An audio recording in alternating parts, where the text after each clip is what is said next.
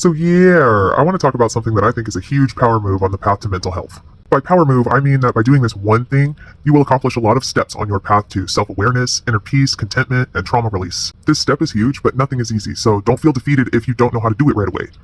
What I'm referring to is learning how to recognize triggers. Triggers are developed in many ways. For example, if you're hurt by somebody and it deeply emotionally affected you, different stimuli from that situation could become triggers. It could be a certain phrase, a smell, a sound.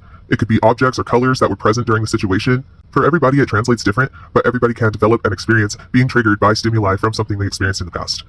Not all triggers are caused by one traumatic situation either. Some are caused by ongoing repetitive stresses that go on daily with work, relationships, and various life struggles. Unfortunately, we can't avoid developing emotional reactions to certain stimuli, but we can learn to recognize those reactions and learn how to respond to them differently. Step 1. You have to feel your feels. The first mistake that we typically make that makes us unaware of our mental alarms is we ignore or repress our emotions and our feelings. In order to recognize what instigated your reaction, you first have to recognize your reaction to begin with. You're feeling something. What is it?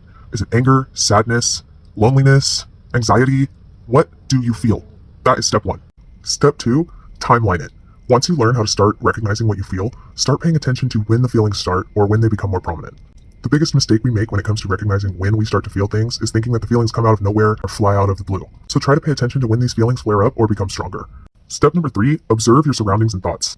Once you get better at timelining your feelings, you can start to observe the stimuli surrounding you while you're feeling them. When you began experiencing this, what were you doing? What were you thinking? Did you hear or smell something that reminded you of a bad memory? This is how you're going to figure out what caused this emotion to surface. Step number 4, call it out. Once you learn to see what visuals, sounds, phrases, situations, thoughts, or whatever may be causing your feelings to emerge, make it known to yourself. This song makes me feel this way.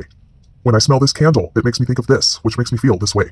State what made you feel something and how it made you feel. And step number 5, now that you've learned how to recognize triggers, stay tuned for my next video where I will teach you how to start responding to them rather than reacting to them. I hope you're having a great day or night, and I look forward to interacting with you in the future. On a path to a better you.